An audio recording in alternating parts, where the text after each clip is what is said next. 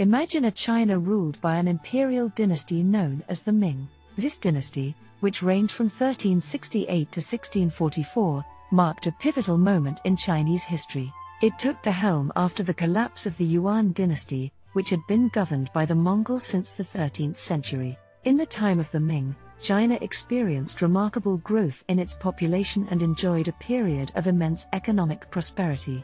This dynasty achieved enduring fame through various significant accomplishments, including the construction of the magnificent Forbidden City, which served as the imperial residence in Beijing. The Ming era also witnessed a flourishing of literature and the arts, voyages of exploration led by Admiral Zheng He, and the production of the iconic blue and white Ming porcelain. Yet, like many great empires of the past, the Ming dynasty faced its share of challenges. Internal strife, corruption, and infighting among court factions plagued the Ming emperors. Government overspending and discontent among the common people contributed to a series of rebellions. Ultimately, these factors weakened the Ming dynasty, making it vulnerable to external threats. The stage for the Ming dynasty's rise was set by the fall of the Mongol-led Yuan dynasty. The Yuan period was marred by natural disasters, plagues, floods, rampant banditry, and numerous peasant uprisings. Infighting among the Mongol rulers further destabilized the empire,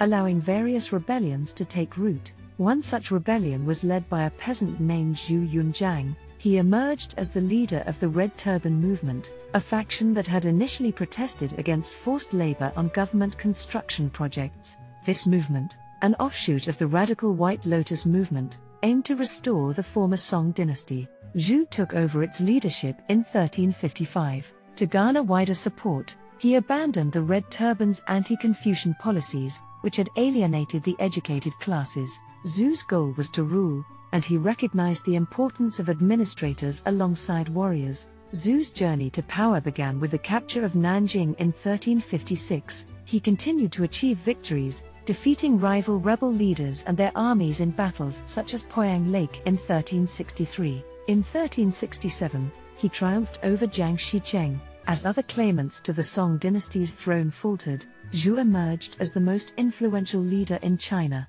In January 1368, he declared himself emperor, adopting the reign name Hongwu, meaning abundantly martial, and founding the Ming dynasty, which meant bright or light. Under the Hongwu Emperor, also known as Ming Tezu, who ruled until 1398, the Ming dynasty solidified its authority. The emperor aimed to unify China through a centralized government. His reign saw the compilation of a new and stringent legal code, the abolition of the secretariat, which had limited an emperor's power, meticulous registration of land and tax obligations, and the appointment of imperial family members to head provincial governments. Hereditary military service was imposed on threatened regions' peasantry, international trade was restricted due to foreign perceived threats, and the old tribute system, which required neighboring states to pay tribute, was reinstated. In the early 15th century, the Mongols, sensing an opportunity, posed a resurgence on China's borders. To better address this potential threat, Emperor Yongle, the second son of Hongwu, moved the capital from Nanjing to Beijing in 1421. This move was marked by extensive construction, including the enlargement of Beijing and the creation of a 10-meter-high circuit wall that stretched about 15 kilometers. The Grand Canal was deepened and widened to facilitate grain shipments to the capital.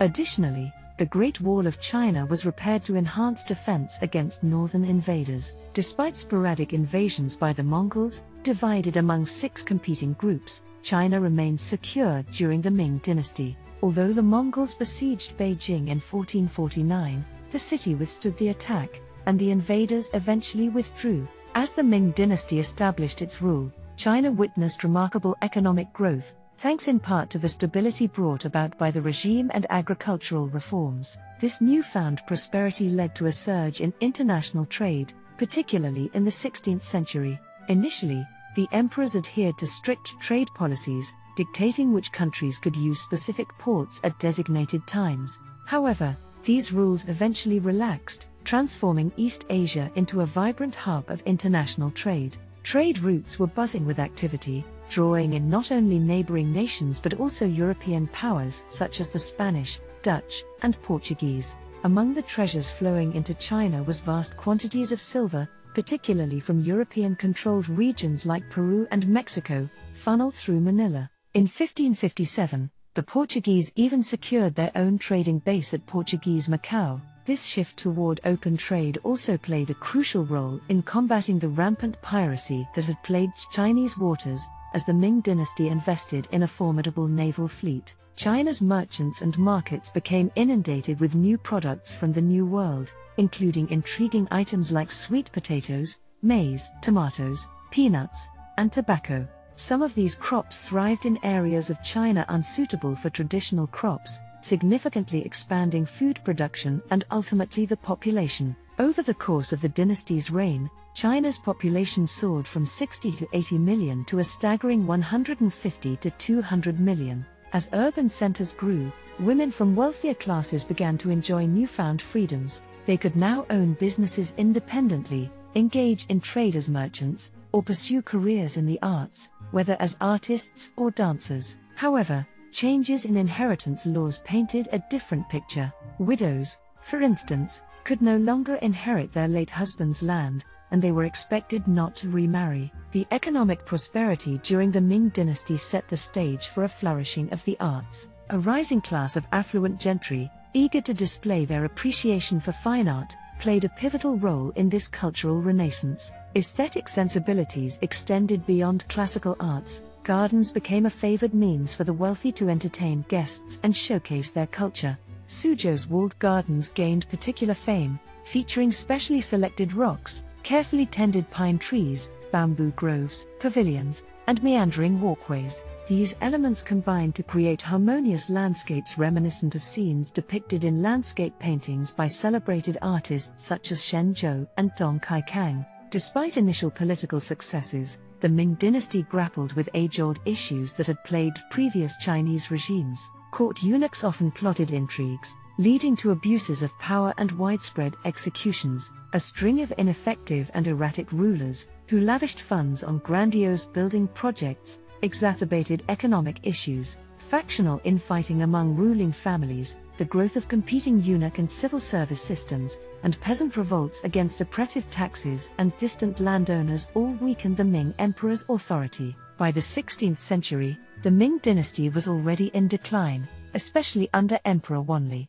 Following the death of his skilled Grand Secretary Zhang Zhuzheng, who had significantly improved economic efficiency and reduced corruption, Wanli withdrew from court affairs in 1582. This power vacuum allowed court eunuchs to gain influence. Additionally, costly wars against the Mongols and Japanese in Korea drained the economy. Natural disasters, including temperature drops affecting crops, floods, droughts, and famine in the 1620s, further exacerbated China's woes. In 1644, a rebel army led by Li Zicheng attacked Beijing, leading to the fall of the Ming Dynasty.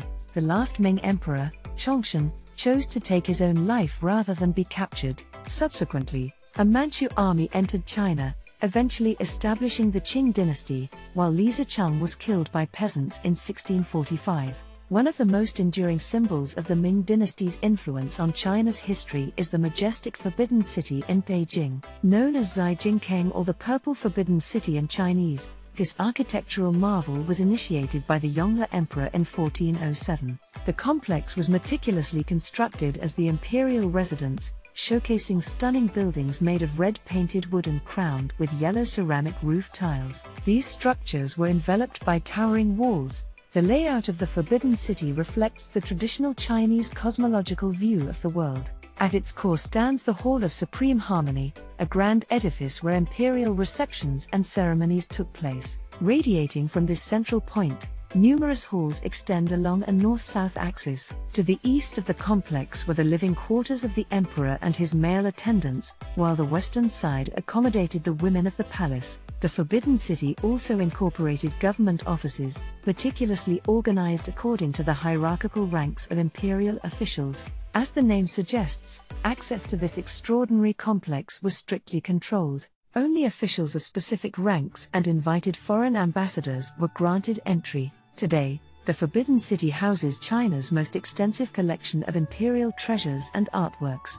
A shining example of the Ming Dynasty's commitment to expanding international relations was Admiral Zheng He, 1371 to 1433, renowned as China's most remarkable explorer. Born in Yunnan, located in southern China, Zheng He was a eunuch and a devout Muslim. He ascended to the position of admiral in the Imperial fleet. The Hongwu Emperor entrusted Zheng with 7 diplomatic voyages between 1405 and 1433, each expedition involving hundreds of ships. Zheng He embarked on well-established routes, reaching the coasts of India, the Persian Gulf, and the east coast of Africa. However, many of his journeys opened up new points of contact for China. His voyages played a pivotal role in incorporating Southeast Asia into the Chinese tribute system. Despite not achieving widespread expansion of this system, Zheng He's expeditions were invaluable in gathering knowledge about foreign lands and customs. He brought back an array of exotic treasures, including giraffes, precious gems, and spices. Neo-Confucianism continued to exert significant influence during the Ming Dynasty, just as it had in the preceding Song Dynasty. However, scholars in Ming China began to adopt a more questioning stance. Wang Yangming, 1472 to 1529, a notable thinker, was influenced by Chan Buddhism and introduced radical ideas. He believed that individuals, even commoners, could tap into their innate knowledge of what is right through contemplation, as opposed to simply studying Confucian texts. This inner understanding would lead to morally upright actions. However, defining what constituted right remained a subject of debate. While Confucianism retained its popularity, Buddhism, Taoism, and local cults continued to appeal to many people, albeit to a lesser extent. Buddhist monasteries and monks multiplied, especially during the reign of Hongwu, the first Ming Emperor, who had spent part of his childhood in a Buddhist monastery. A notable development within Ming Buddhism was the belief that nirvana could be attained by accumulating points through good deeds. When one amassed 10,000 points, nirvana would be reached. Overall, there was a trend of questioning orthodoxy across various philosophical and religious ideologies, leading to innovative and often radical approaches. These views, however, were generally embraced by a minority of the scholarly class. Intellectuals found platforms to express their views in the many independent academies that emerged in the late Ming period. Among these, the Donglin Academy, founded in 1604, stood out as the most prominent and continued to influence Chinese thought well into the 19th century. In 1370, the Ming Dynasty reinstated the traditional civil service examination system, a revered avenue for social advancement that endured until the 20th century. To ensure fairness, the Ming introduced a geographical quota system, preventing wealthier regions from monopolizing civil service positions. This reform, coupled with an increase in the number of schools, enabled children from families unable to afford private education to receive the necessary training for these exams. Success in these rigorous examinations demanded the study of classical Chinese literature, ushering in a Confucian revival following the Yuan dynasty. Chinese literature thrived during the Ming Dynasty, thanks in part to improved printing presses that facilitated the mass production of books. Woodblock prints adorned volumes, making literature more visually appealing, and texts were increasingly written in the vernacular language, making them more accessible to the general populace. This literary blossoming produced a wide array of works, including guides on virtuous living, etiquette handbooks, commentaries on classical texts, military treatises, exam preparation guides, collections of woodblock prints, poetry anthologies, erotic literature, and, notably, fiction. During the Ming Dynasty, famous novels like Shua Xuan, about a group of well-meaning bandits, Xiaoji, about a priest's journey to India to collect Buddhist scriptures, and Jin Ping Mei, a satirical exploration of Ming government through the life of a wealthy merchant, were penned in the vernacular. Among them, the Romance of the Three Kingdoms, Sanguo Yin Yi, written in the 14th or 15th century and often attributed to Luo Guanzhong, remains an enduring classic. This epic tale weaves fantastical elements with historical figures, chronicling the fall of the Han Dynasty and the onset of the Three Kingdoms period. Scripts from popular traveling theatre troupes were another source of literary consumption. The Peony Pavilion, authored by Tang Xianzu in 1598, stands out as one of the most beloved plays. It tells the poignant story of a young woman who falls in love with a man she encounters only in her dreams. Overcome by loneliness, she succumbs to death and is buried with a portrait of herself in her garden. The man from her dreams, who later buys her house, discovers the portrait and, driven by his love, resurrects her. This beautiful narrative enchanted audiences. The Ming Dynasty also gave birth to the Yongle Dadian, a monumental encyclopedia created during the reign of Emperor Yongle. Comprising over 22,000 chapters, it encompassed an exhaustive compilation of important Chinese literary works known up to that point. Unfortunately, most of the original work was lost during the tumultuous periods at the end of the Ming Dynasty and during the Boxer Rebellion in 1899 to 1901. However, around 800 chapters of this encyclopedia still exist in various libraries outside of China. No account of the Ming Dynasty's cultural contributions would be complete without mentioning its renowned blue and white porcelain. These exquisite ceramics, emblematic of Ming China, have left an indelible mark in history. Although porcelain was made in earlier dynasties, it reached new heights of craftsmanship during the Ming Dynasty. Notably produced in centers like Jingdezhen, Ming porcelain was exported with unprecedented success. This delicate ceramic, characterized by its hard, pure white, and translucent nature, was highly sought after across China and around the world. Ming artisans not only crafted porcelain into elegant vases and tableware but also shaped it into various utilitarian items, including writing desk accessories and bird feeders. The classic designs featured cobalt blue motifs, often combining foliage patterns with scenic landscapes reminiscent of scroll paintings. This Ming porcelain would inspire imitations worldwide, from Japan to Britain, leaving a lasting legacy in the realm of art and craftsmanship.